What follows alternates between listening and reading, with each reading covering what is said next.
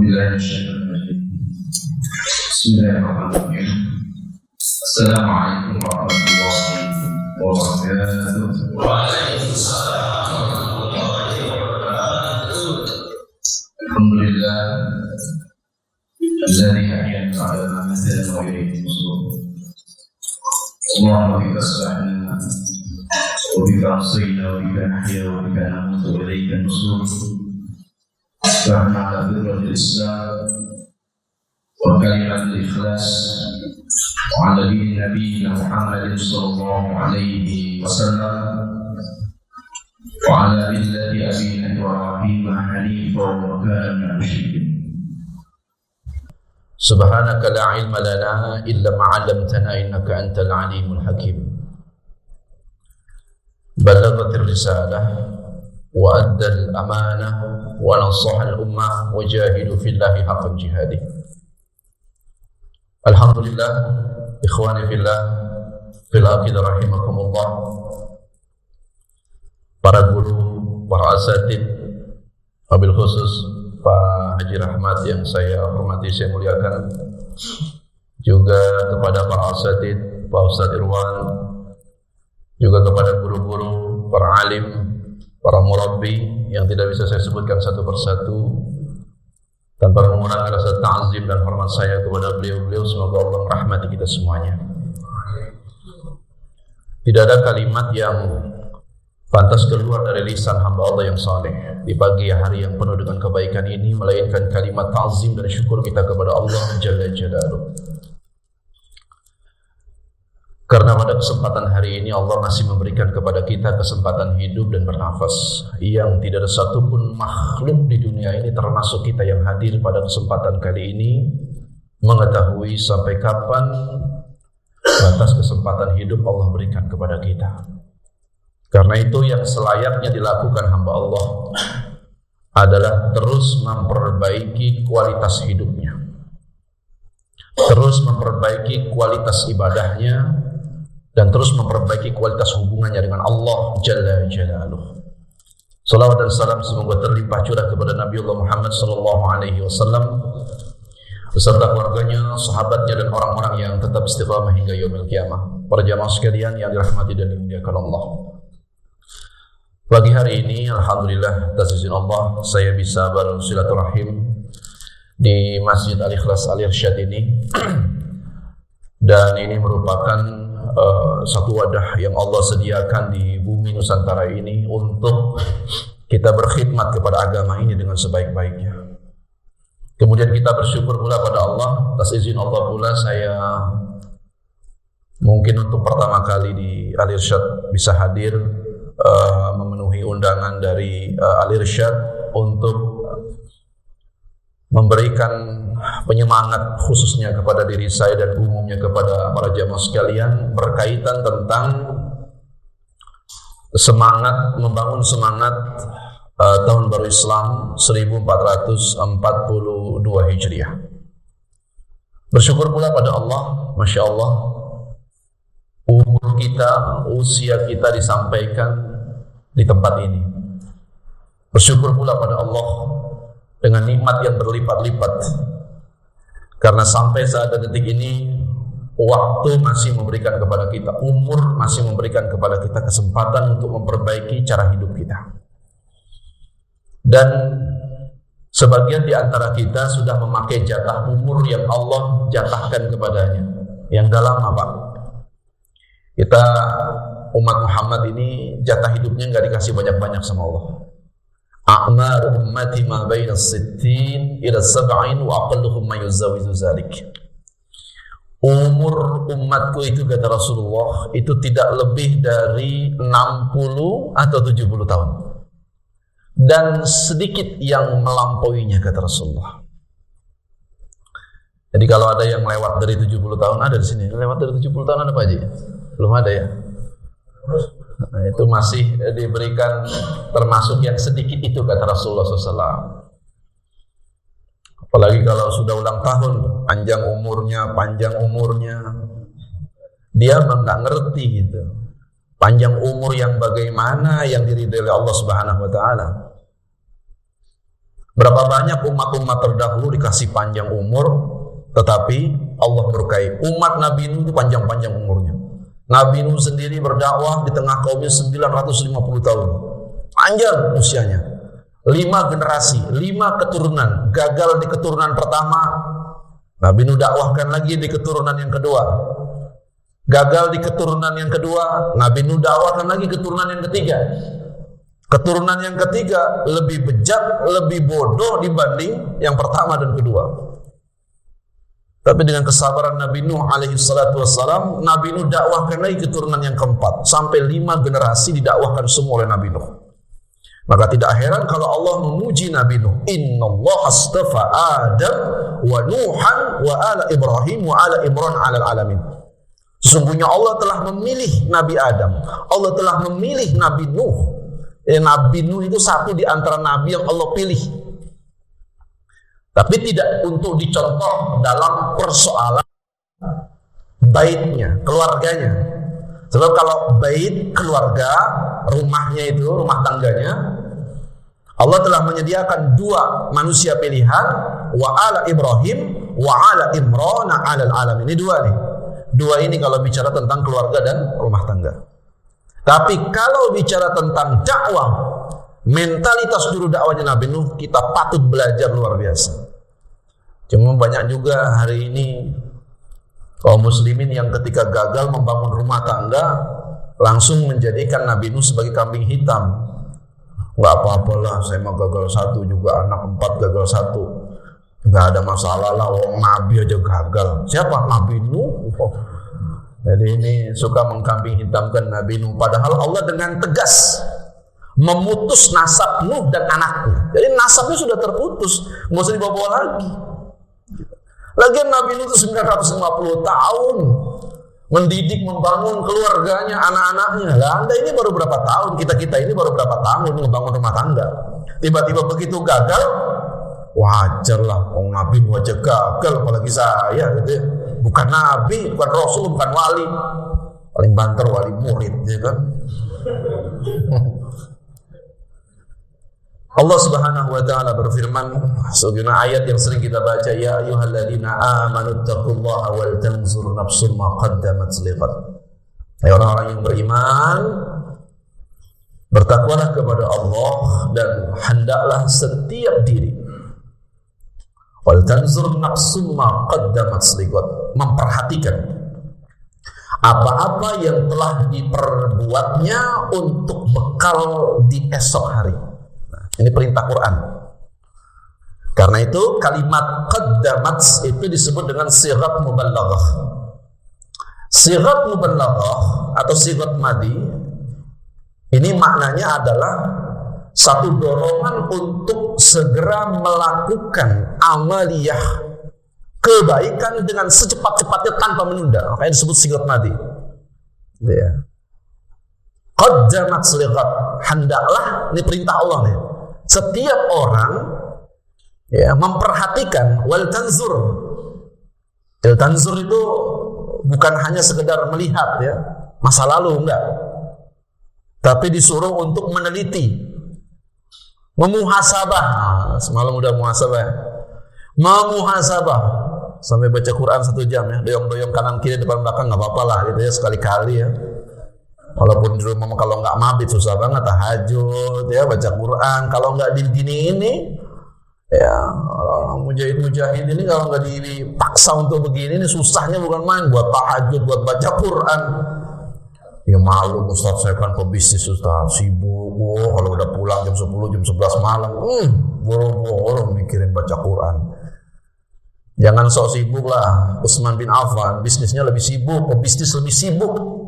Tapi antum lihat tuh dalam kitab An-Nawawi, Imam An-Nawawi, ya, di situ diriwayatkan Utsman bin Affan dalam satu malam di luar Ramadan mengkhatam Quran setiap malamnya lebih dari 1 kali.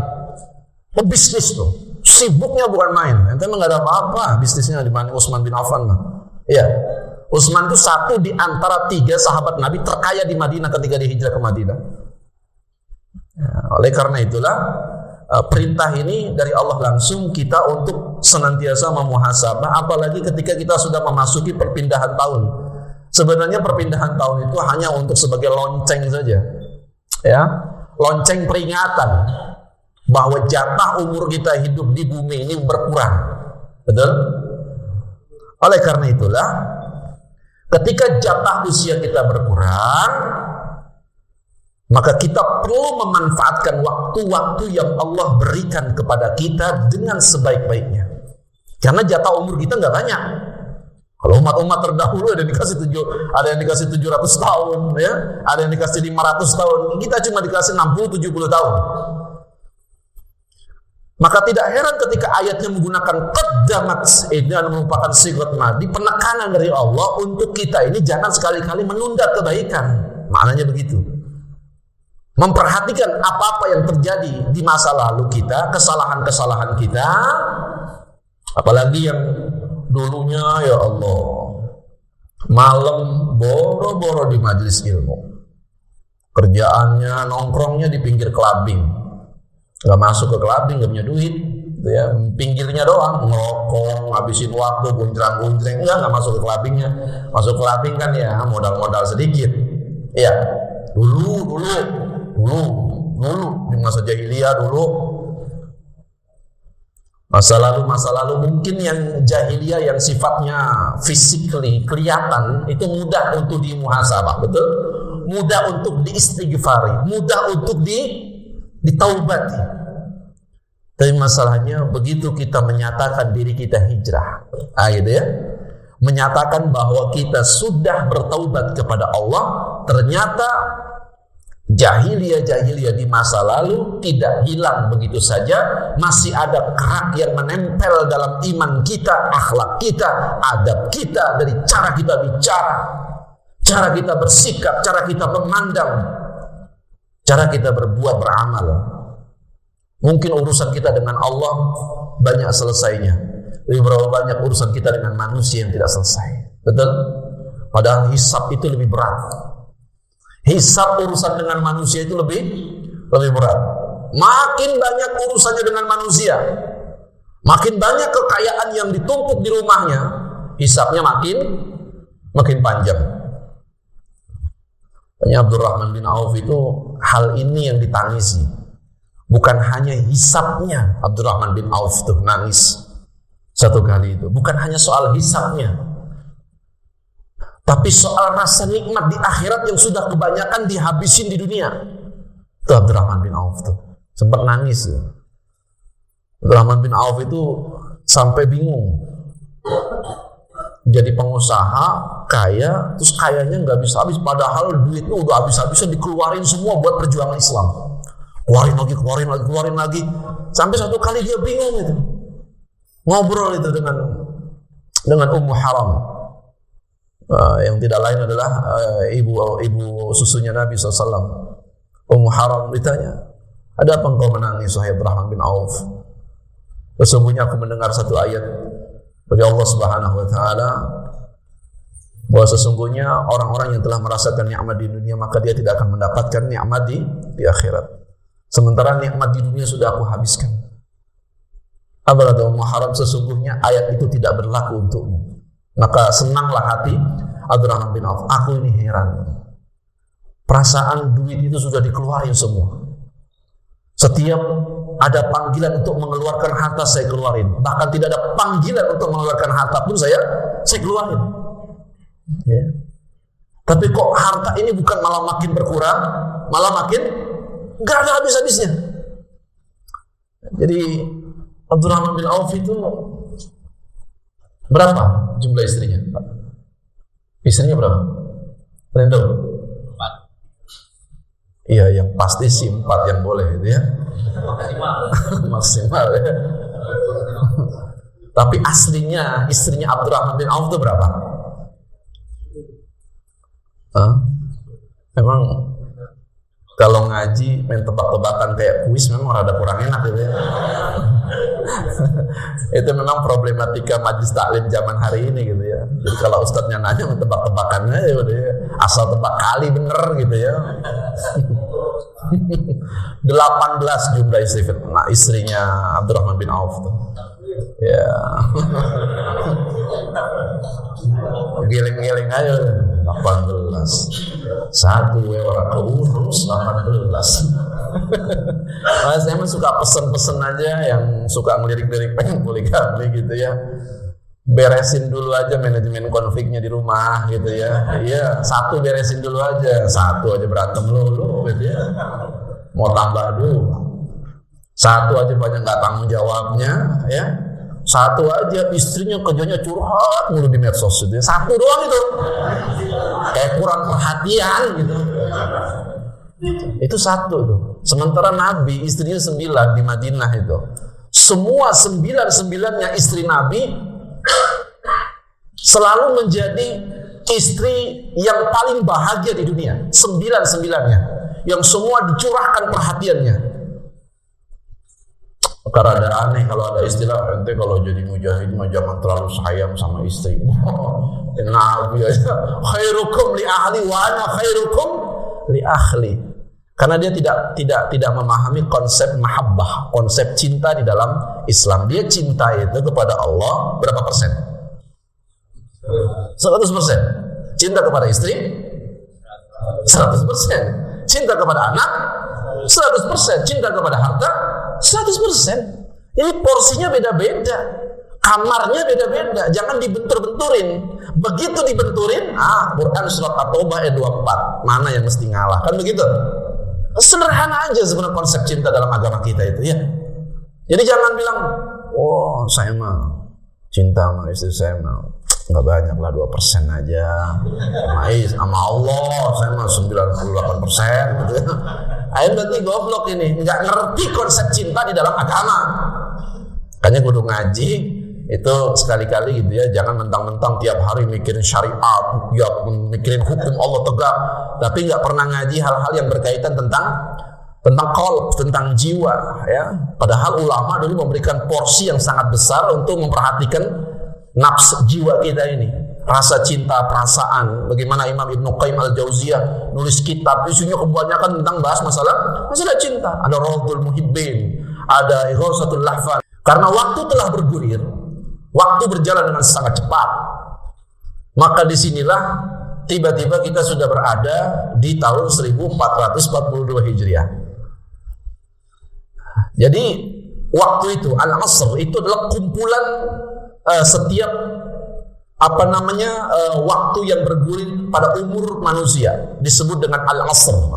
Gitu ya, disebut dengan Al-Asr. Para ulama salaf terdahulu, mereka memberikan perhatian yang sangat besar terhadap waktu karena mereka sadar bahwa betapa singkatnya kehidupan di dunia ini. Nabi Nuh alaihi salatu wassalam yang umurnya dikasih 950 tahun lebih. Tiba-tiba ditanya, "Wahai Nuh, berapa lamakah engkau hidup di dunia?" Apa jawab Nabi Nuh? Aku hidup di dunia ini seolah-olah aku masuk di pintu rumah yang bagian depan dan keluar di rumah pintu yang bagian belakang. Itu umur manusia yang dikasih panjang waktunya. Betul? Bagaimana dengan kita? Ya? Jadi baru buka pintu sudah selesai. Ya. Apalagi sekarang udah banyak korban tau-tau mati mendadak.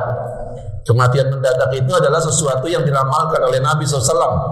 Berhati-hatilah dengan satu masa, kata Rasulullah, satu waktu di mana orang mati bagaikan bangkai ayam yang mati mendadak.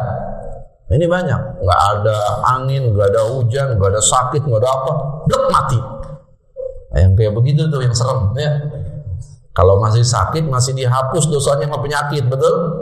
Yang tahu-tahu mati itu tuh. Lagi tidur kemarin baru main catur, dorong-dorong kayu.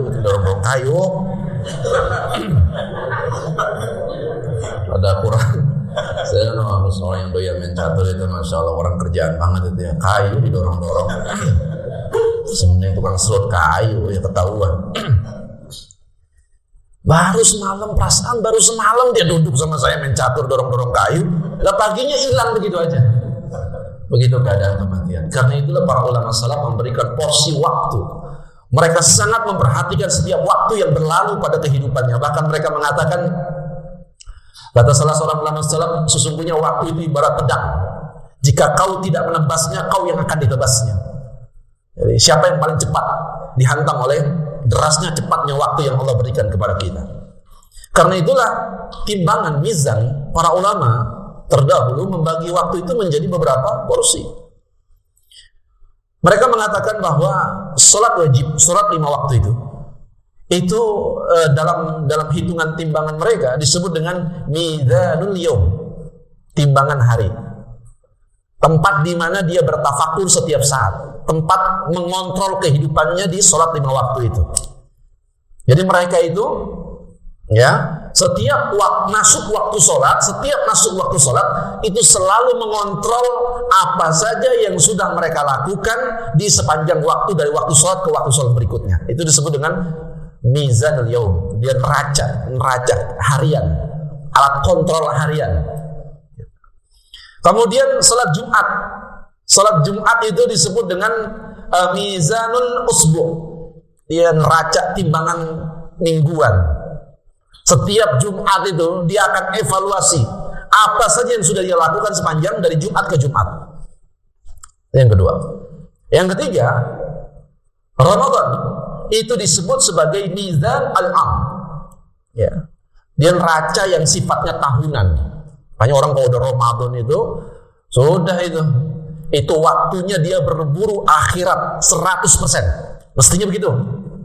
Contoh saja, cuma kan nggak gampang. Kadang-kadang ada orang, ya kan kita harus seimbang Ustaz antara dunia sama akhirat.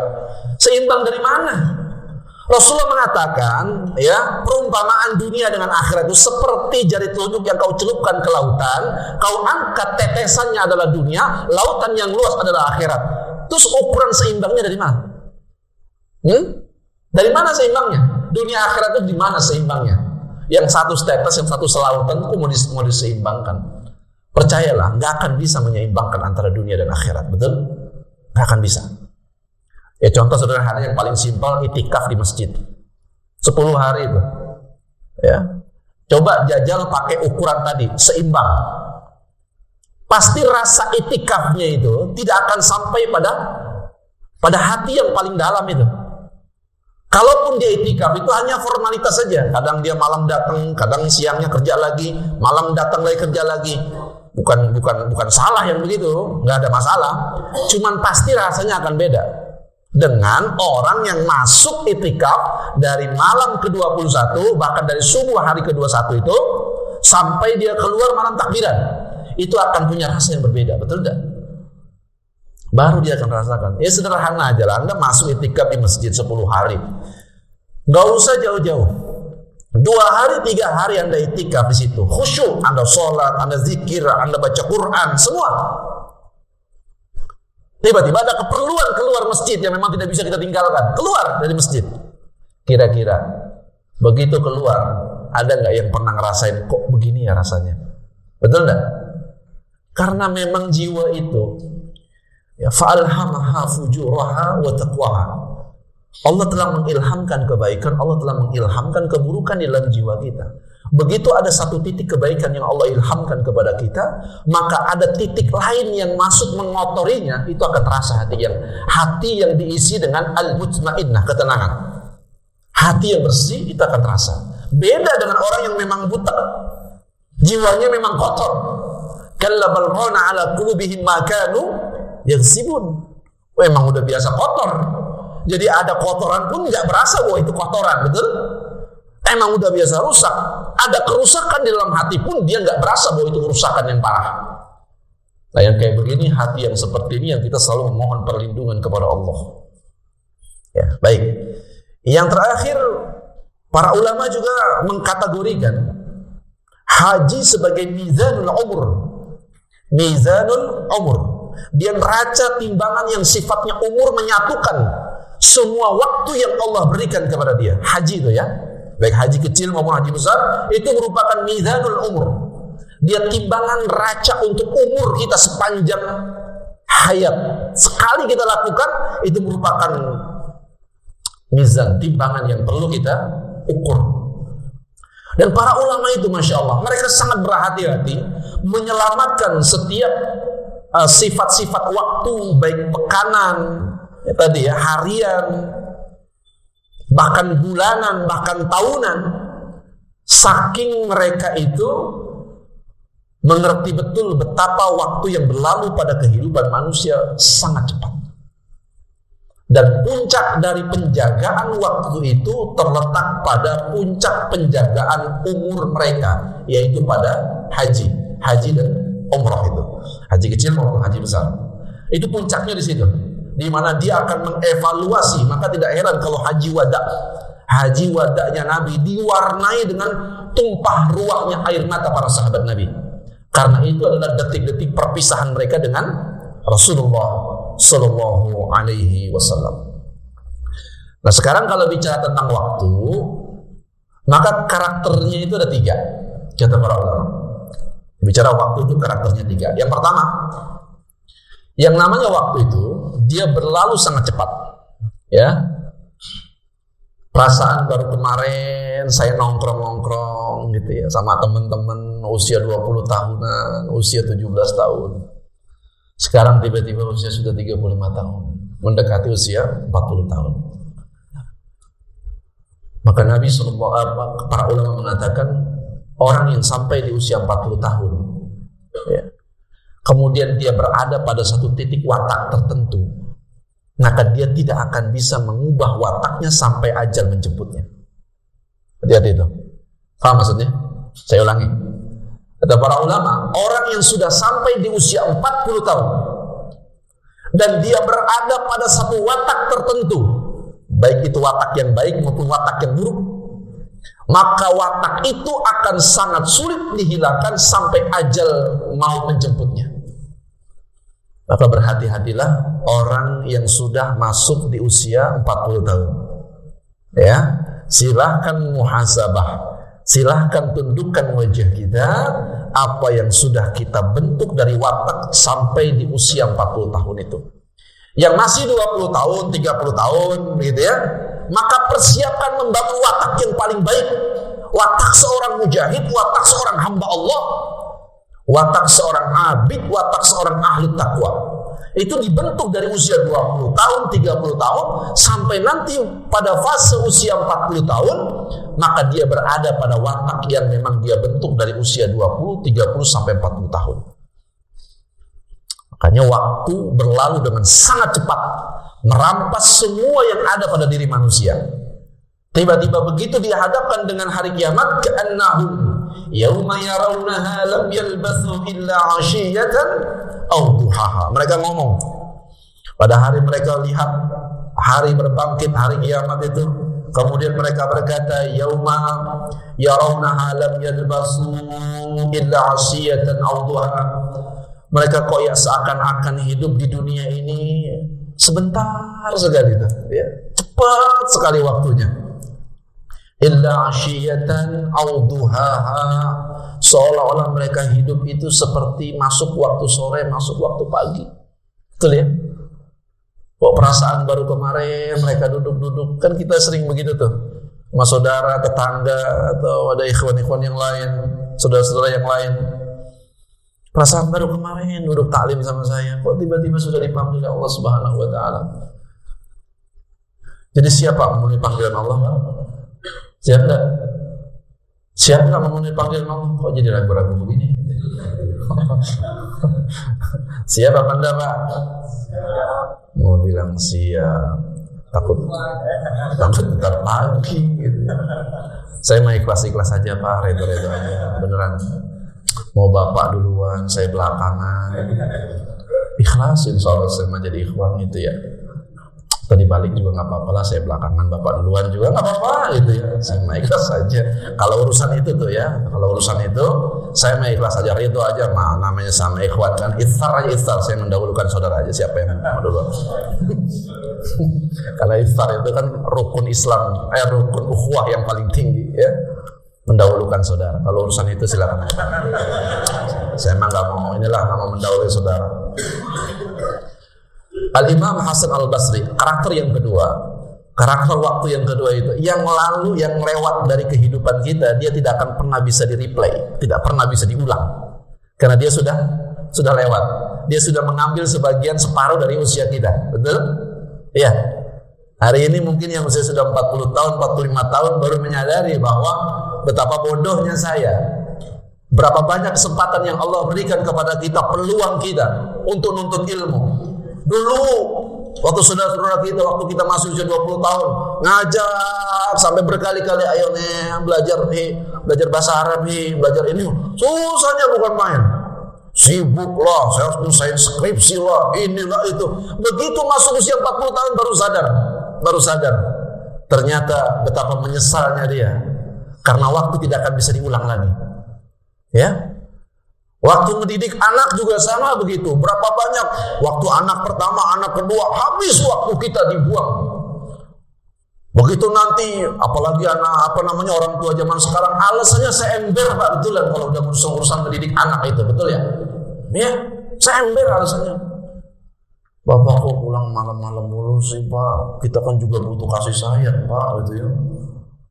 Justru Bapak pulang malam itu karena sayang sama kamu, gitu ya. Bapak cari duit, banting-banting tulang, peres keringet, itu karena cinta sama kamu. Ini orang tua mau kosong nih begini nih. Betulan. Ente kalau baca surah Ali Imran ayat 14, itu urutan anak nomor seberapa? Sama harta itu duluan mana? Zuyyina lin-nasi hubbus syahwat minan nisa' wal banin wal qanatirin al muqantara. Tuh seterusnya di belakang tuh, harta, kerjaan, segala macam. Itu nomor sekian. Yang pertama disebut apa? Nisa, istri kita, pendamping hidup kita. Yang kedua, banin, anak. Ini kalau ngomong cinta, mana yang didahulukan? Sampai tetangganya kebingungan gitu, ngelihat anaknya kok nggak pernah ada bapaknya, pemampus, pemati bapaknya. Berangkat gelap pulang gelap, berangkat gelap pulang gelap, berangkat gelap pulang gelap. Begitu ditanya anaknya, "Tom, bapak lo kemana sih, nggak pernah kelihatan?" Gelap. Orang nggak pernah lihat bapaknya. Berangkat, anak lagi tidur, pulang, anak lagi tidur lagi, terus begitu. Begitu masa telah berlalu, anak sudah masuk usia balik, baru kaget. Loh, anak saya udah gede. Gak nyangka ya. Kirain mau dievaluasi gitu loh ya, mau dibenerin, kagak taunya enggak juga. Anak udah masuk usia balik, udah kelojotan, bingung. Namanya anak udah bisa ngebantah, anak udah bisa protes, anak udah bisa kritis sama kita. Beda waktu dulu dalam masa-masa kecilnya, masa-masa di mana disuruh apa aja nurut. Nah, baca Quran nurut, nah ayat sholat tahajud nurut, nah sholat duha ayat, nah sedekah nih ya, saya kasih latihan menurut. Kan enak bentuk anak masih kecil Pak, betul enggak? Tapi begitu udah gede kaget ya. Makanya kadang-kadang ini yang sering dikeluhkan. Betul? Begitu masuk usia 60 tahun, anak sudah pada gede-gede, begitu ketemu sama ikhwan-ikhwan yang lain, saudara-saudara yang lain. Iya ya Allah, anak saya susah banget diatur ya Allah. Saya mah lagi sholat duha, ya Allah dia main TikTok. Di belakang main TikTok kan, di belakang. Kan anaknya namanya udah SMP kan. Dia lagi asik main TikTok sama temennya. Ya Allah ya Karim. Bapak tahu TikTok kan? Tahu? Tahu ya? Tahu ya? Jangan pura-pura nggak tahu Pak. Kalau udah di majlis mah ya Allah soleh semua di majlis mau kelihatannya soleh semua, kagak kelihatan pokoknya.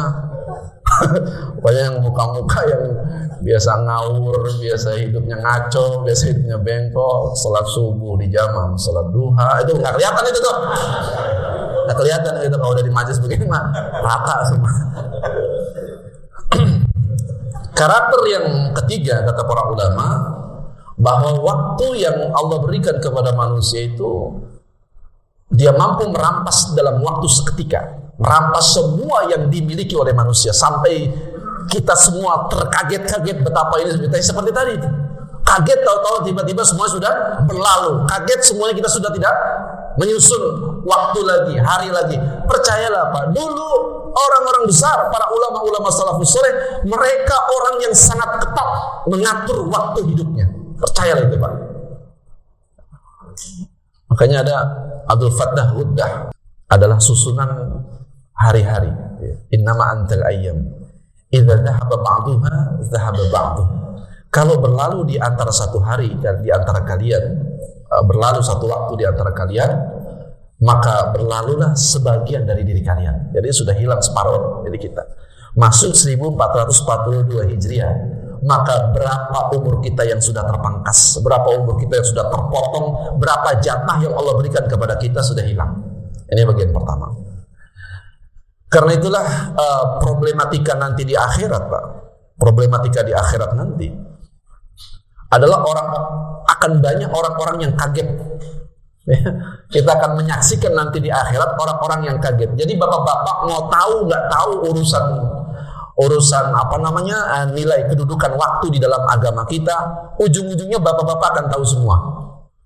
Tapi bedanya ada yang tahu saat ini kemudian memperbaiki kehidupannya. Ada orang yang tahu nanti di akhirat, di mana dia tidak lagi mampu untuk mengulang kehidupannya. Betul Pak ya? Ya.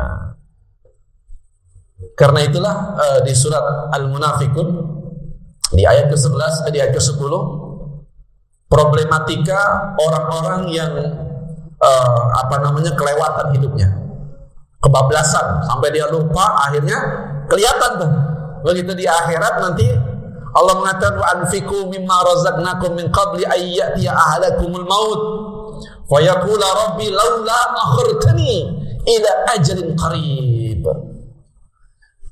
Kata Allah, dan infakkanlah, infak ini perintah Allah, infakkanlah sebagian dari apa yang telah kami berikan kepadamu sebelum datang kematian. Jadi antara infak, mengeluarkan harta, dengan maut itu digandengkan oleh Allah dalam satu ayat ini. Seolah-olah Allah ingin mengatakan begini, gitu ya, bahwa tidak ada amal yang paling tinggi saat menjelang kematian kecuali Anda keluarkan harta Anda untuk di jalan Allah. Seolah-olah Allah ingin mengatakan begitu. Makanya Nabi begitu mau menjelang wafat, yang masih diingat apa? Yang diingat oleh Nabi apa? Itu. Coba cek Wahai Fatimah, lihat di celana saya itu ada berapa dirham, keluarkan. Itu yang dilakukan Nabi SAW. Ya. Kalau kita begitu nggak kira-kira? Ketika sudah mulai sakit-sakitan, udah kena stroke ringan, gitu ya, karena kebanyakan begadang, kena stroke. Karena itu tadi, itu problematika orang-orang yang nggak pernah kenal waktu. Berangkat gelap, pulang gelap. Padahal urusan nyari duit kan udah ada aturannya dalam agama kita, betul ya? Rasulullah mengatakan, "Lau annakum tatawakkaluna 'ala Allahi haqqa tawakkulih." Seandainya kalian itu tawakal kepada Allah, gitu ya, dengan sebenar-benarnya tawakal, la razaqakum, Allah akan jamin rezeki kamu, kama yarzuqut tayra, sebagaimana Allah telah jamin rezeki burung. Taghdu himasan wa tarahum bitanan. Burung itu berangkat di pagi hari, pulang di sore hari. Jadi kerja yang benar yang mana, Pak? Berangkat pagi, pulang sore, itu yang benar. Begitu nubruk aturan yang dibuat oleh Allah dan Rasulnya, efek sampingnya ada apa? Stroke ringan, gitu ya. Begitu stroke ringan, kirain mah sadar gitu. Namanya orang sakit kan biasanya mulai muncul rasa-rasa apa ini sudah waktunya, kan begitu ya. Akhirnya dipanggil anak-anaknya, kumpul semua kumpul. Sakit udah mulai stroke ringan nih ya. Bapak sudah tua. Tolong nak ya, ini bisnis Bapak tolong dilanjutkan nak ya. Kirain ngumpul anak mau ngasih wasiat apa gitu ya. Ngetanya jurun mau lanjutin bisnisnya gitu ya. Jadi sampai mau mati pun Allah tidak berikan tanda kebaikan pada dirinya. Wah, ini orang yang akhir hayatnya luar biasa ini. Ya, ini orang yang tidak diberikan tanda-tanda kebaikan. Rasulullah begitu mau menjelang maut, apa tandanya? Apa tandanya Rasulullah? Ada nggak? Jadi ciri orang soleh begitu mau datang kematian, Allah turunkan tanda-tanda kebaikan. Apa tandanya? Rasulullah begitu mau meninggal, turun surat An-Nasr, betul? Idza jaa nasrullahi wal fath. Apa isinya? Berbondong-bondong orang-orang masuk Islam. Masya Allah. Itu tuh tunas yang kita tanam itu, ternyata berbuah hasil di akhir kematian kita. Itu baru kelihatan yang Allah tampilkan itu di akhir kematian kita nanti. Orang itu mati didasarkan pada kebiasaannya, betul nggak? Nabi sepanjang hayatnya dakwah. Mau lagi duduk, mau lagi ngopi, mau lagi di pinggir jalan, mau apa? Dakwah, itu Rasulullah. Orang mati sesuai dengan kebiasaannya kok. Kalau tiap hari bikin video TikTokan, ya, goyang-goyang, lagi begini, mati gitu ya. Banyak yang begitu, betul. Bye-bye. Ya bukan nggak boleh ente mati lagi dagang, itu nggak apa-apa. Itu kebiasaan baik kalau memang dagang itu usaha yang kita lakukan memang diniatkan karena Allah, nggak ada masalah. Baik, ini bagian penting nilai waktu. Nah, berkaitan tentang Muharram. Kita masuk bulan Muharram, bulan Hijriah. Mestinya inilah tradisi kita yang harus senantiasa kita gaungkan di masyarakat kita, di keluarga kita.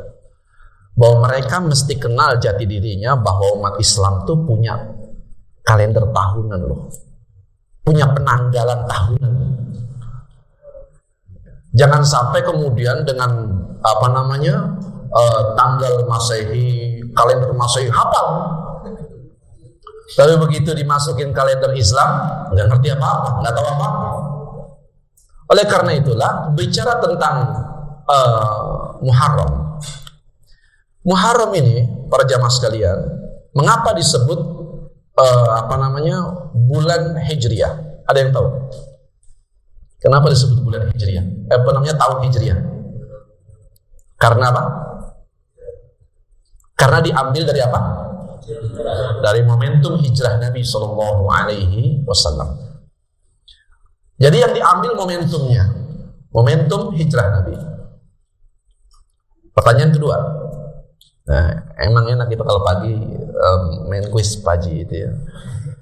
Pertanyaan kedua, bulan apa Nabi Sallallahu Alaihi Wasallam hijrah dari Mekah ke Madinah? Bulan apa? Bulan apa? Ada yang tahu? Ada hadiah ini kalau yang tahu nih, ada hadiah. Handphone panitia. Waduh, mas panitia. Ada yang tahu Pak? Bulan apa Nabi SAW hijrah? Kenapa tahun hijriah itu mengambil momentum hijrah Nabi? Berarti yang saya tanyakan yang kedua, bulan apa Nabi hijrah itu? Hah? Oh, bulan Juni. Bulan Juni kita mau nikah lagi. Bulan apa Pak? Muharram itu bulan yang diletakkan bulan pertama di dalam kalender Hijriah. Ya, bukan bulan di mana Nabi hijrah. Ya, makin bingung lagi ya.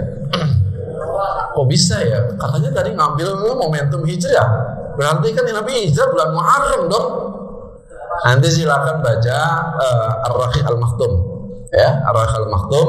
Nanti di situ bahkan tanggalnya disebut tanggal 26 Safar. Nabi berangkat dari Mekah sampai di Madinah bulan Rabiul Awal, gitu ya. Nah, loh kok itunya bulan Muharram itu dikaitkan dengan bulan tahun Hijriah? Muharram itu nama bulan. Bulan keberapa Muharram? Bulan ke-1. Bulan kedua? Safar. Bulan ketiga? 4? 5? Apa? Jumadil awal. 6? 7? Ya. Apa? Ketiga apa tadi Pak? Ketiga. Keempat? 2 tadi apa Pak? Safar.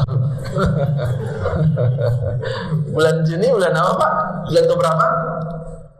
Bulan apa loh? Oh, ya. Desember bulan keberapa Pak? 12 apa soalnya? Jadi mesti paham betul. Kenapa? Karena nanti yang dirubah oleh peradaban Islam di masa Khalifah Umar bin Khattab, yang dirubah itu bukan bulan, yang dirubah bukan tanggal, ya, karena bulan tanggal sudah ada, gitu ya. Tapi yang dirubah itu adalah tahun. Apa penyebabnya? Pada tahun 17 Hijriah, Umar bin Khattab kedatangan gubernur Abu Musa al-Asy'ari. Abu Musa menyampaikan problematika itu tahun 17 Hijriah kepada sang khalifah. Wahai khalifah, ini ada surat dari luar daerah kita, dari wilayah Romawi. Surat ini bersetempelkan kerajaan, ya. Tapi saya tidak tahu, karena dulu kan yang namanya surat, Pak, nggak langsung nyampe, betul nggak? Kadang-kadang butuh sebulan, kadang-kadang butuh 2 bulan. Ini masalahnya, ini surat tahun berapa? Akhirnya jadi problematika, Pak. Begitu surat ini disampaikan dari khalifah ke Romawi, surat ini disampaikan dari khalifah ke Persia, akhirnya timbul masalah. Ya, timbul masalah. Kenapa? Karena tidak ada tahun. Orang Islam mengirim surat ke beberapa wilayah tapi tidak punya tahun. Disinilah problematika ini kemudian dimusyawarahkan oleh para sahabat. Kemudian para sahabat merumuskan, berarti umat Islam mesti punya tahun, mesti punya tahun. Nah, begitu memunculkan tahun berarti diambillah tidak ada peristiwa yang paling monumental dalam kehidupan kita umat Islam kecuali Rasulullah Rasulullah semasa Rasul masih hidup. Nah, cuma momentum apa yang paling tepat untuk menjadikan masuknya tahun baru Hijriah itu? Nah, disinilah kemudian nanti banyak usulan. Ada yang mengusulkan sudah kalau tidak ada momentum yang paling besar kecuali dengan lahirnya Nabi Muhammad SAW, maka nanti masuk bulan Hijriah itu adalah bulan Rabiul Awal misalnya gitu ya. Usul itu dibantah oleh beberapa sahabat Nabi. Akhirnya usul yang diterima adalah usul yang disampaikan oleh Ali bin Abi Thalib. Ya, tidak ada momentum yang mampu merubah segala hal dalam kehidupan peradaban Islam sampai hari ini, kata Ali bin Abi Thalib, kecuali momentum hijrah Nabi. Karena momentum itu paling besar, Pak. Bahkan saking besarnya momentum itu, iblis turun tangan. Betul tidak, Pak? Itu besar, Pak. Momentum itu nggak main-main tuh. Iblis turun tangan. Iblis tuh buat menggoda kaum muslimin itu tergantung skala prioritasnya, Pak. Betul nggak? Kalau urusan-urusan kecil mah gak usah iblis yang turun, betul nggak? Oh iya, kalau ente godain orang-orang di clubbing mah udah setan semua gitu ya. Gak usah sampai iblis turun tangan, gak usah gitu ya. Ente godain di pasar mah setan-setan kelas darah juga udah selesai urusannya. Iblis nggak perlu turun tangan. Makanya dalam Sirah Nabawiyah Ar-Rahiqul Maktum disebutkan iblis itu turun menggoda kaum muslimin itu pada 2 momentum. Pertama, momentumnya adalah momentum perang Badar. Yang kedua adalah momentum hijrah Nabi. Itu iblis turun tangan tuh. Kalau di momentum hijrah itu iblis turun tangan tapi merubah wujudnya menjadi seorang laki-laki tua, ya, yang bijaksana yang berasal dari Yaman masuk ke Darun Nadwah untuk merumuskan ini Muhammad, ya, dan sahabatnya. Kira-kira apa yang pantas dan layak kita berikan sanksi karena dia sudah mengganggu, membuat makar di negara kita. Oh, gitu ya, kalau bahasa kita tuh begitu. Akhirnya usulan demi usulan muncul tuh. Abu Lahab usul. Kata Abu Lahab, kita embat aja, kalau bahasa kitanya, embat aja. Kita bunuh aja. Kalau Abu Lahab tuh kurang cerdas, Pak. Dia otaknya, IQ-nya agak rendah gitu ya. Iya, jadi kan mainnya simpel aja. Kan ada orang jahat, mainnya sikat aja. Biasanya kayak gitu tuh nggak terlalu beresiko buat kita. Musuh kita punya musuh bego gitu misalnya. Kita punya musuh nih, musuh umat Islam bodoh gitu. Cuma masalahnya kan dari dulu sejarahnya kita dihadapkan dengan musuh yang hebat-hebat begitu ya. Makanya waktu Palestina terjajah, bahkan sampai hari ini itu dikumpulkan tuh ada wanita-wanita yang sedang hamil, ada 8 orang. wanita sedang hamil itu, tentara Israel itu diambil pisau, main tebak-tebakan. Kalau kita kan enak nebak, masuk ini ya ke bidan sama istri ya, ayo tebak, ayo laki apa perempuan, laki apa perempuan, kan gitu kan enak Pak ya sama istri ya, betul Pak ya? Mau di USG. Ini mah enggak. Ini tentara Israel bawa pisau. Ayo tebak, laki apa perempuan? Laki. Set, sobek. Oh ternyata perempuan. Gila nggak itu? 8 perempuan itu sampai disobek. Itu buat main tebak-tebakan tentara Israel. Akhirnya kemudian karena kebejatan orang-orang Israel ini, ada seorang murid Syekhul Islam, seorang murid Syekh Shalih Utsaimin bertanya kepada Utsaimin, wahai Syekh, mengapa Allah turunkan kepada kita musuh yang begitu bengis, begitu kejam, gitu ya? Apa kata Syekh Shalih Utsaimin?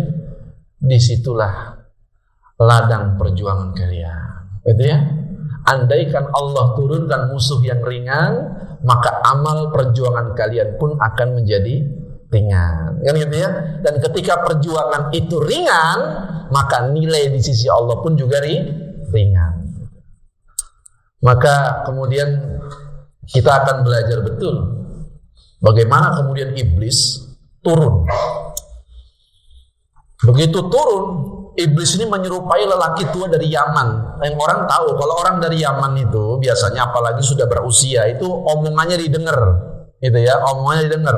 Jadi begitu si iblis ini ngomong, itu didengar sama petinggi-petinggi Quraisy di Darun Nadwa. Kata Abu Lahab, kita bunuh aja.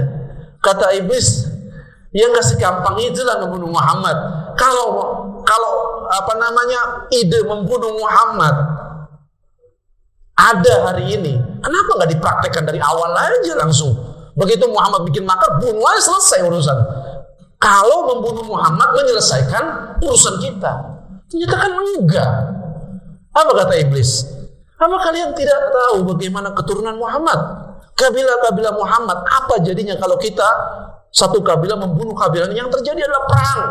Kata iblis, oh kata Abu Lahab juga ya, gitu ya.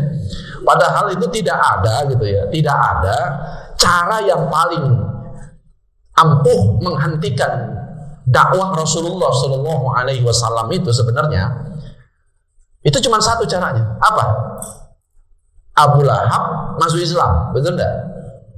Asal Abu Lahab masuk Islam, semua tentang tatanan konsep dalam Quran itu bisa runtuh dalam seketika, betul enggak? Iya. Apa penyebabnya? Apa penyebabnya? Abu Lahab masuk Islam aja, hancur semua sistem konsep kebenaran di dalam Al-Quran itu hilang semuanya. Karena Al-Quran sudah menetapkan bahwa Abu Lahab itu adalah ahli neraka. Tiba-tiba Abu Lahab masuk Islam, hancur nggak? Hancur.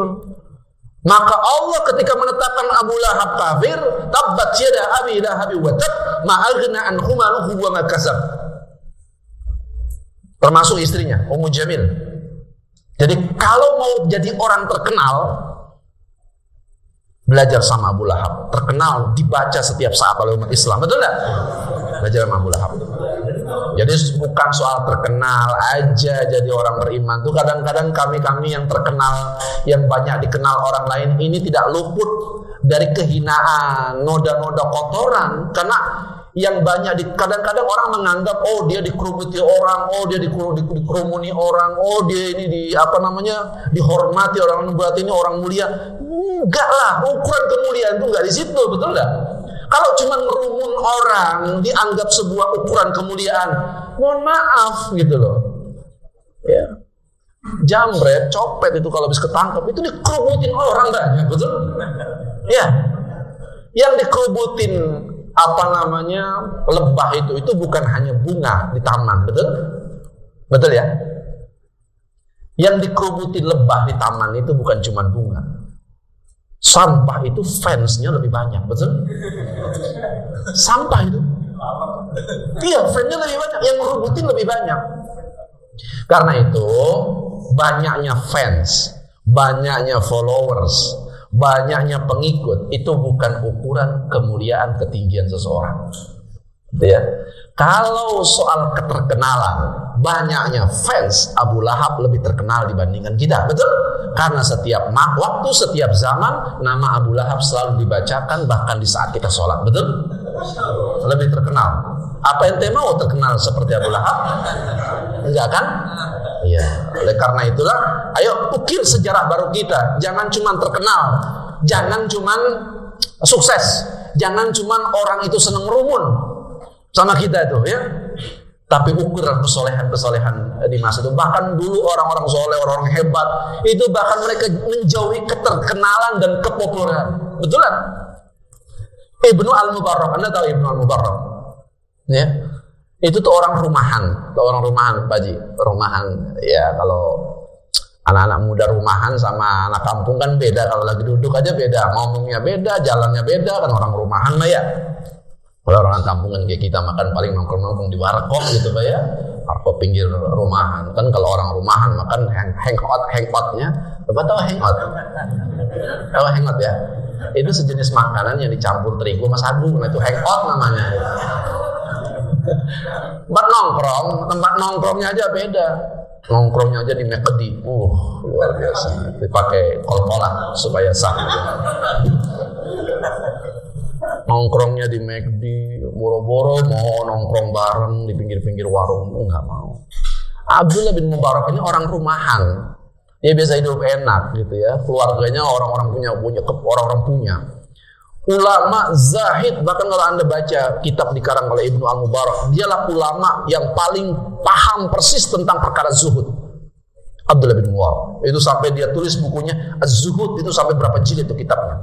Imam Ibnu Al-Mubarak. Ini anak berkah Pak, Abdullah bin Mubarak ini anak berkah. Kenapa anak berkah? Karena dia lahir dari dua pasangan yang sama-sama berkah itu ya. Dulu bapaknya namanya Mubarak kan. Bapaknya Mubarak itu dulu penjaga anggur. Dia punya majikan, dijagain anggur tuh. Dia majikannya pesan, Mubarak tolong ya, bawakan ke saya.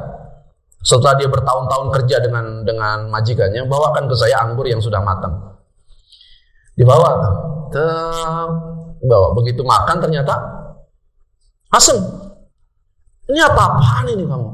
Kamu udah puluhan tahun kerja sama saya, kamu gak bisa bedain mana anggur yang sudah matang, mana anggur mentah. Kata majikannya. Kata Abdul Mubarak, diambil. Kalau gitu tunggu, saya ambil lagi. Diambil lagi, ternyata diambil yang rada benyek, yang udah kematangan. Ini anggur kematangan. Apa kamu tidak bisa membedakan mana anggur yang sudah matang, mana anggur yang mentah? Kata Mubarak, saya kerja di tempat ini bukan untuk memperhatikan anggurnya, tapi saya suruh menjaga. Sehingga saya tidak pernah memakan anggur sebutir pun, gitu ya. Sehingga saya tidak bisa membedakan mana anggur yang sudah matang, mana anggur yang masih mentah. Betapa jujurnya Mubarak kepada majikannya. Akhirnya muncullah simpati dari majikannya. Ya, akhirnya lama-lama mereka akrab. Jadi tempat curhat lah Mubarak ini, majikannya. Akhirnya satu waktu majikannya ngomong, Mubarak, saya bingung nih hari ini nih. Kenapa? Saya punya anak. Engkau kan tahu anak saya cantiknya kayak apa, solehannya kayak apa. Tapi masalahnya nih, anak saya dilamar oleh dua orang yang berbarengan. Loh, masalahnya di mana? Yang satu standarnya begini, disebutin. Apa kata Mubarak? Pilihlah orang yang bertakwa kepada Allah. Pilihlah suami yang bertakwa kepada Allah.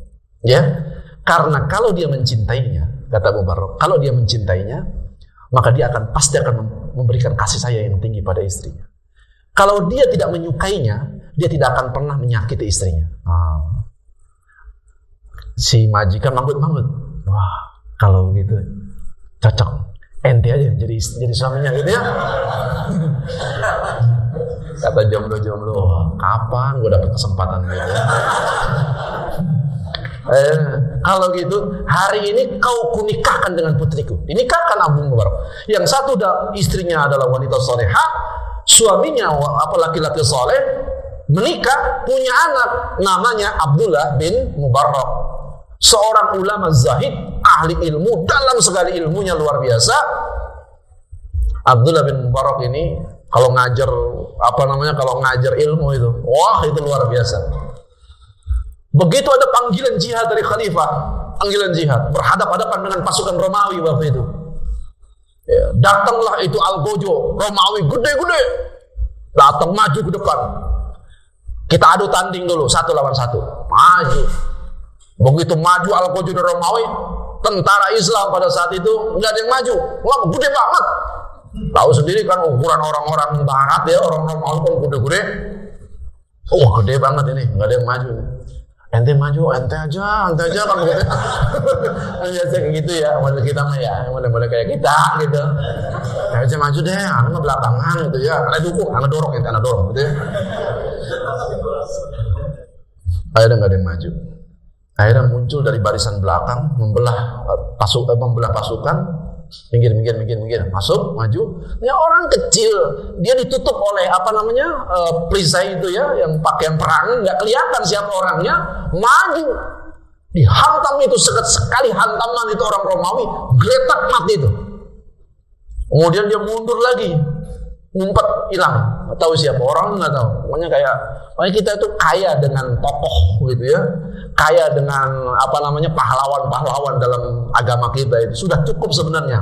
Mereka yang memunculkan dari barat itu tokoh-tokoh plastik, tokoh-tokoh besi itu ya, tokoh-tokoh apa lagi ya, hewan gitu ya. Itu karena kekurangan tokoh gitu ya, kekurangan pahlawan. Di kita, agama kita itu sudah udah banyak contohnya. Orang nggak ada yang tahu ini siapa tadi itu, hebat banget, badannya kecil, dihantam langsung. Jadi ukuran kecil mah nggak bisa diukuran dalam medan jihad tuh nggak bisa ukuran, betul ya? Yang penting nyali, kalau kata orang, nyali gua hadepin kan begitu. Lu hantam, jatuh, mati seketika itu. Mundur ke belakang, begitu perang berkecamuk, selesai perang ada orang yang memperhatikan. Siapa ini orang? Ini ketutup masalahnya pakai ini ya. Begitu lagi istirahat di bawah pohon, dibuka itunya tamengnya perisai baju perangnya itu. Itu dibuka, ternyata Abdullah bin Mubarak, orang rumahan gitu ya. Orang rumahan, makanya jauh dari keterkenalan. Oleh karena itu ikhwan sekalian, berkaitan dengan Muharram ini, hendaklah kita ini menjadikan momentum Muharram ini menjadi momentum yang merubah cara hidup kita. Sekarang ini kan lagi rame hijrah, betul?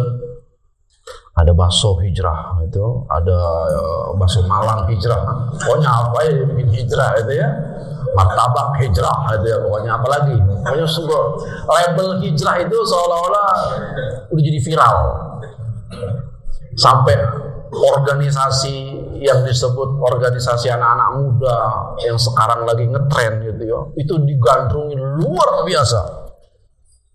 Ya, judulnya hijrah juga gitu ya. Akhirnya kan fenomena ini kan perlu kita soroti. Ya.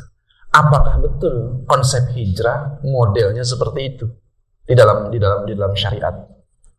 Hijrah itu dia maknanya bukan hanya sekedar pindah tempat.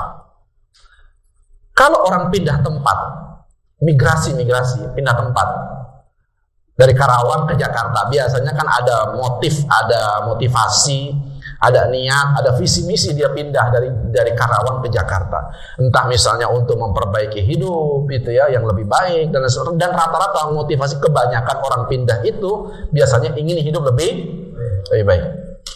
Tapi pertanyaannya, hijrah Nabi dari Mekah ke Madinah, apakah motivasinya itu? Apakah ingin ekonominya lebih baik? Apa begitu? Masalahnya fenomena hijrah yang sering nampak hari ini itu cenderung menggiring opini kita bahwa yang namanya hijrah itu bahkan tidak rela meninggalkan atribut masa lalunya. Ini yang bahaya ini. Jadi terkesan hijrah, terkesan pindah, kalau tahapannya cuma sampai, kan hijrah itu tahapannya banyak banget. Kalau kita baca dalam kitabnya Ibnu Qayyim al-Jauziyah, ya, hijratu minallah, hijrah menuju Allah, itu Masya Allah itu, hijrah itu urutannya macam-macam. Nah taubat yang sering didengung-dengungkan itu, yang selalu dikait-kaitkan dengan hijrah. Taubat itu cuma gerbang pertama orang untuk hijrah. Paham ya? Tapi gerbang kedua, gerbang ketiga terkait dengan hijrah, Masya Allah, para ulama banyak menjabarkan. Ada orang hijrah itu, hijrahnya memang ada kepentingan. Gitu. Kepentingan apa? Kepentingan dunia. Makanya kalau nggak ada, nggak mungkin muncul hadis Nabi di hadis Arba'in bagian paling awal, betul nggak? Innama a'malu binniyat wa innama likulli imri'in ma nawa. Faman kanat hijratuhu ila Allah wa Rasul, fa hijratuhu ila Allah wa Rasul.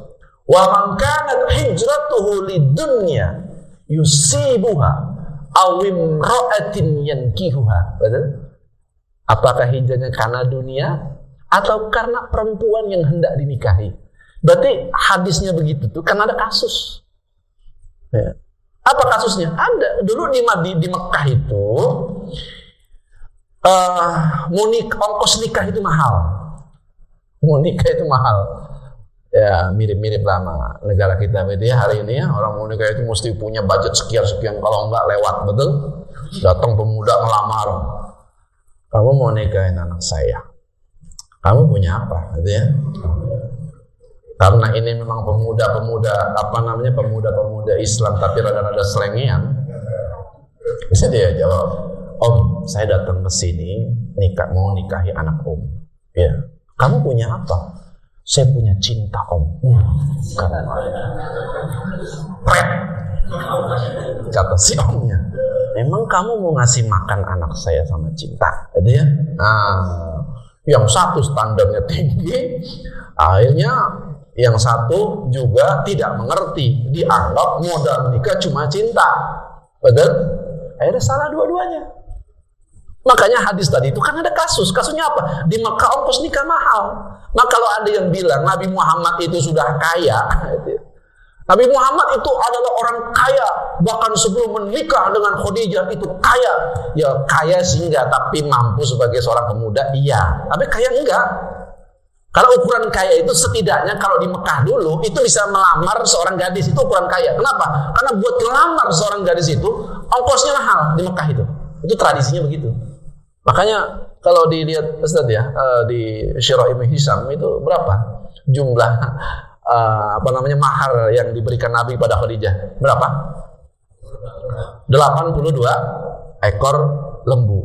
Akhirnya orang menyimpulkan 82 ekor lembu, satu lembunya berapa aja? Bisa berapa aja? 20 juta itu ya. 20 sampai 25 juta satu ekor lembu kali 80. Berarti kaya Rasulullah sebelum nikah. Itu lembu bukan punya Nabi Muhammad. Itu lembu patungan. Patungan paman-pamannya. Ada Abu Thalib, ada Abu Jahal. Abu Jahal juga nyumbang loh dia buat nikah Nabi dulu. Iya.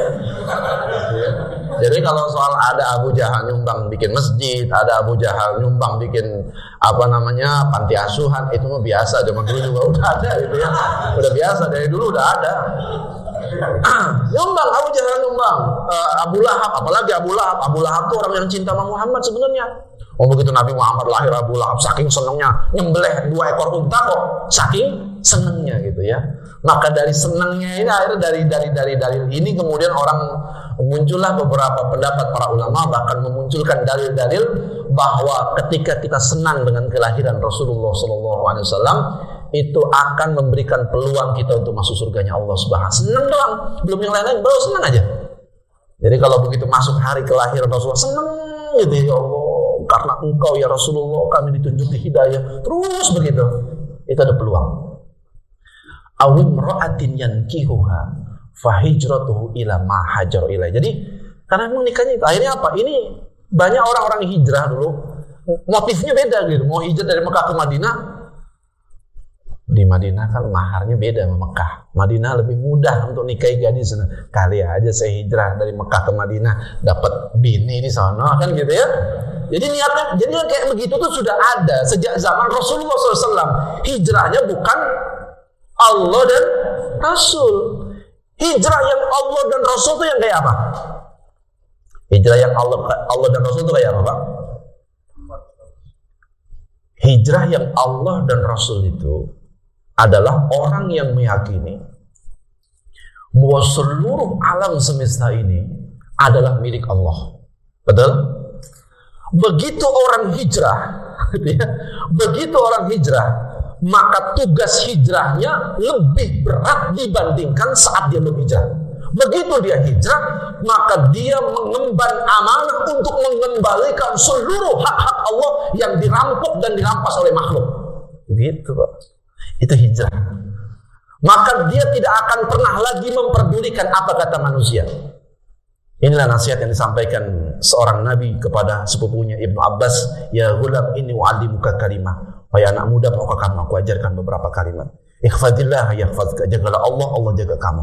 Ikhfadillah tajidhu tujahaka, jagalah Allah di mana saja kamu berada. Idza sta'anta fas'alillah wa idza sta'anta fasta'in billah. Kalau kamu minta kepada Allah, kamu minta pertolongan kepada Allah. Baru kalimat berikutnya kata Rasulullah, wahai Ibnu Abbas, wa'lam, ketahuilah, annal ummati law ijtama'u ala ayyadurruka bi syai', ayanfa'uka bi syai'in lam yanfa'uka illa bi syai'in qad kataballahu alaik. Wahai Ibnu Abbas, ketahuilah, seandainya semua manusia berkumpul, berkonspirasi untuk memberikan kebaikan kepadamu, maka kebaikan tidak akan pernah sampai kepadamu kecuali atas apa-apa yang sudah ditakdirkan, digariskan oleh Allah Subhanahu wa taala. Walau ijtamu ala ayadurruka bisyai'in lam yadurruka illa bisyai'in qad kataballahu lak. Dan ketahuilah, seandainya semua manusia berkumpul untuk memberikan keburukan, kecelakaan kepadamu, maka kecelakaan itu tidak akan sampai kepadamu kecuali atas apa-apa yang telah ditetapkan oleh Allah Subhanahu wa taala. Pertanyaannya, Nabi nyampein hadis itu sebelum hijrah atau sudah hijrah? Sudah hijrah. Menunjukkan bahwa orang hijrah itu tidak perlu takut dengan semua goncangan-goncangan yang terjadi di dunia hari ini. Betul? Nggak perlu khawatir, khauf, takut miskin, takut kelaparan, takut hilang. Hijrah itu memang pada dasarnya boleh jadi akan merampas semua apapun yang kita miliki. Itu hijrah namanya. Jadi kalau hijrah masih takut kehilangan posisi, hijrah masih takut kehilangan jabatan, hijrah masih takut kehilangan penghasilan, takut berkurangnya penghasilan, takut kehilangan fans. Hijrah yang begini ini masih tahapnya tahap hanya sebatas untuk memenuhi kebutuhan pribadi, ya. Hijrah juga, tapi tahapannya yang masih tahapan gerbang awal aja. Tapi hijrah yang sesungguhnya itu adalah hijrah di mana dia tidak lagi pernah merasa takut, tidak pernah merasa gentar terhadap apapun yang terjadi pada dirinya. Makanya begitu Nabi di Gua Thur bersama sahabatnya Abu Bakar As-Siddiq, Allah Subhanahu wa taala menyampaikan dalam surat At-Taubah ayat 40, illa tansuruhu faqad nasrahullah. Jikalau kamu tidak menolong agama Muhammad ini, dinnya Muhammad ini, maka sesungguhnya Allah yang akan menolongnya langsung. Jadi kalau kita nggak mau jadi pembela din ini, nggak apa-apa. Allah pasti akan memenangkan agama ini. Nggak perlu, nggak butuh tangan-tangan ente, nggak butuh. Yang butuh itu kita, betul? Ya. Idh akhrajahu alladhina kafaru thanithnain idh huma fil gharri idh yaqulu li sahibihi la tahzan innallaha ma'ana. Masya Allah. Ketika orang-orang kafir musyrik Mekah mengeluarkan kalian dari Mekah, ya. Jadi Nabi Muhammad pengen keluar, apa orang kafir yang mau mengeluarkan? Makanya nanti kalau pembahasan tentang hijrah itu tahapannya macam-macam tuh. Apa yang memotivasi orang untuk hijrah, pindah tempat, makannya.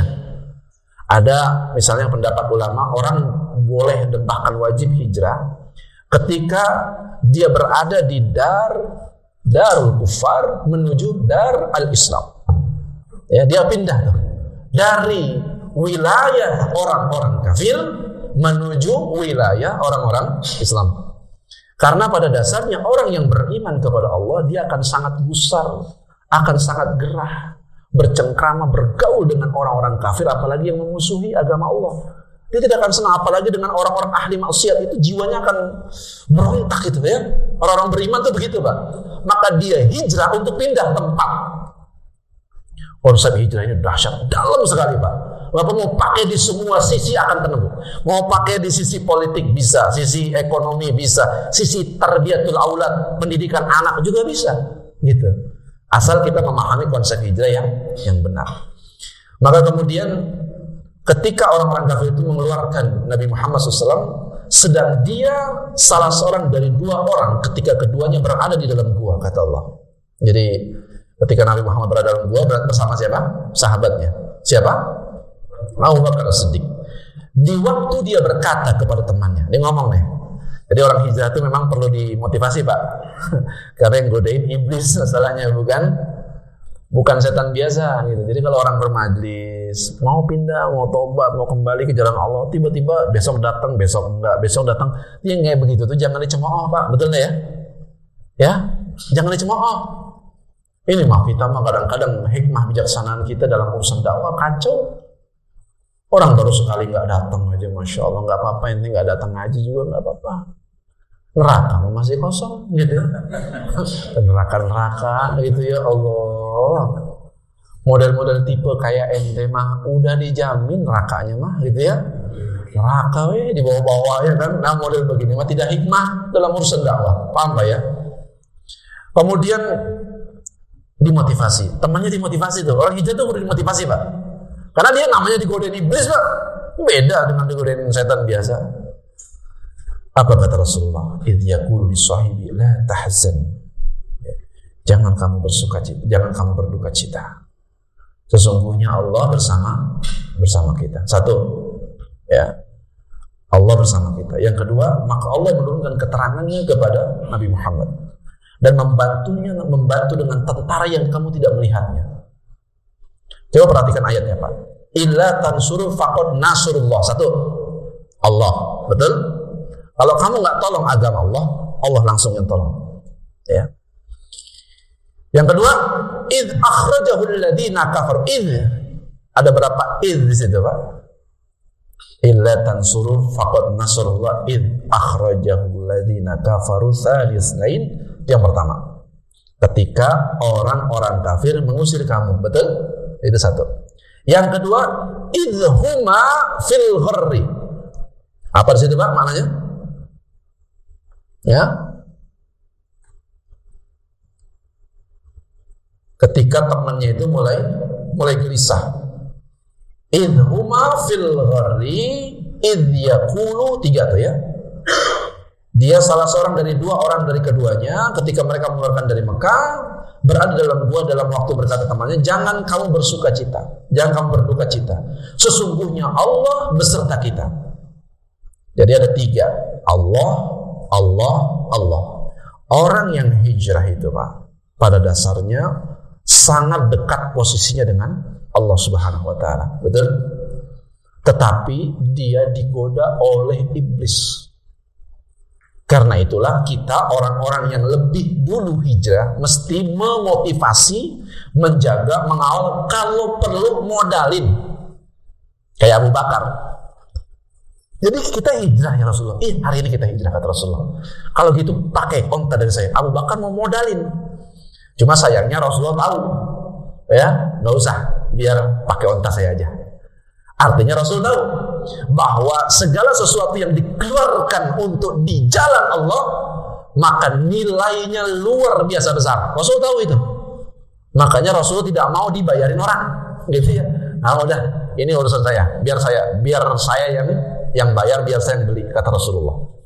Tapi semangat Abu Bakar untuk nolong orang yang mau hijrah, hebat nggak? Luar biasa.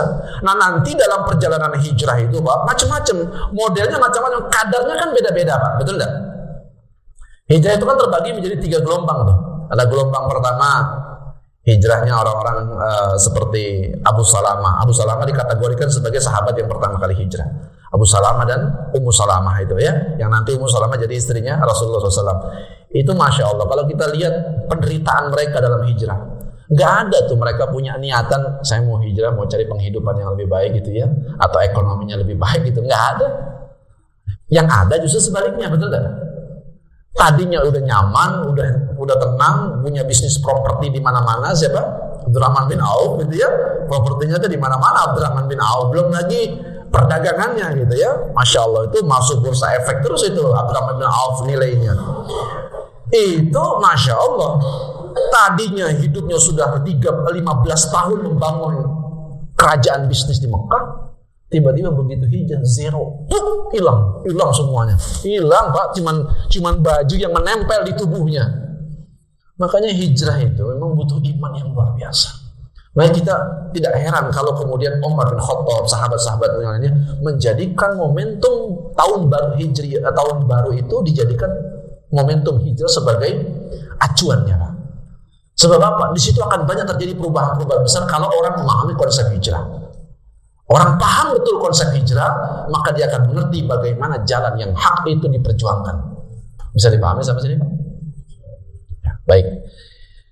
Oleh karena itulah, begitu Nabi berangkat, Nabi nengok ke samping, ke belakang. Dia liatin, dipandangin itu negeri Mekah. Sampai kata Rasulullah, demi Allah, engkau adalah sebaik-baik negeri, gitu ya.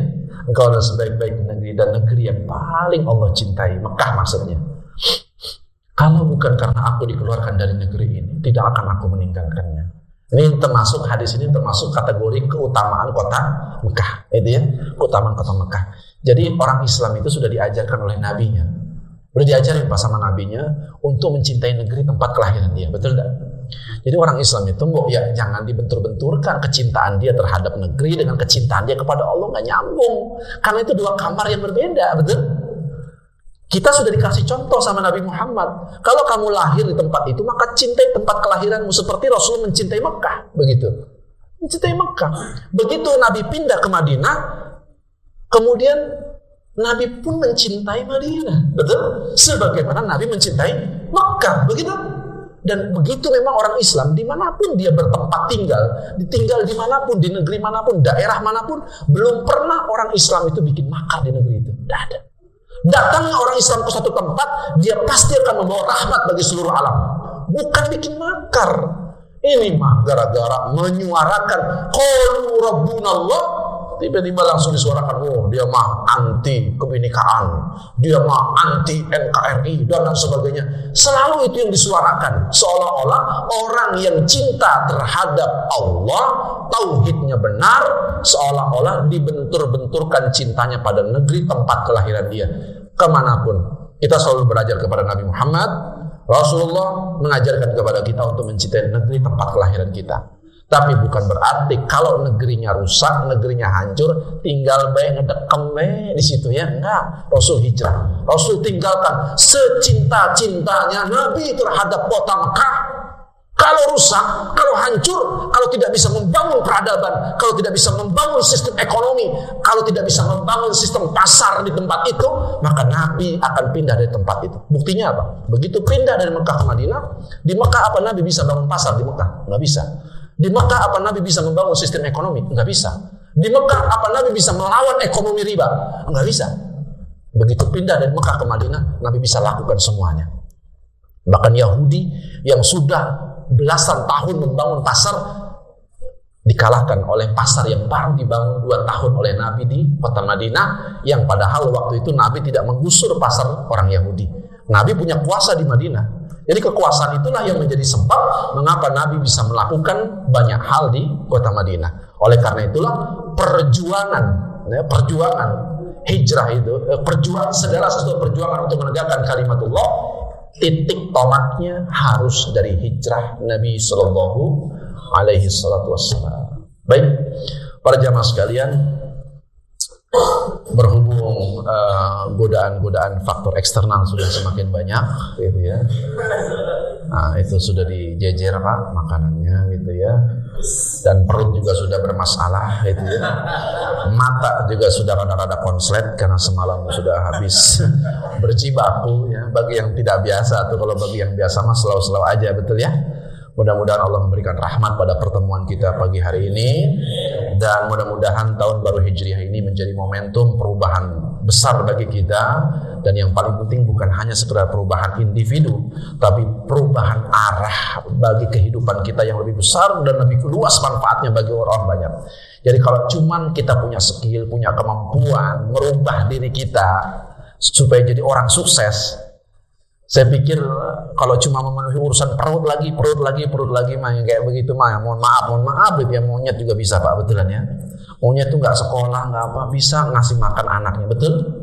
Jadi kalau bapak-bapak atau mungkin adik-adik anak muda kita hari ini kuliah tinggi-tinggi sampai S2 gitu ya, tiba-tiba ilmunya nggak dipakai buat memperjuangkan menegakkan agama Allah, mohon maaf itu ilmu buat apaan gitu ya? Barakallahu fikum. Mudah-mudahan Allah memberikan pertemuan kita menjadi pertemuan yang dirahmati oleh Allah, dan mudah-mudahan Allah jumpakan kita di tempat yang paling istimewa nanti, yaitu surganya Allah Subhanahu wa taala. Bersaudara di dunia, mudah-mudahan menjadi tetangga di surga nanti insyaallah. Kurang lebihnya mohon maaf. Hadanallahu wa iyyakum ajmain. Billahi taufiq wa afu minkum. Assalamualaikum warahmatullahi wabarakatuh.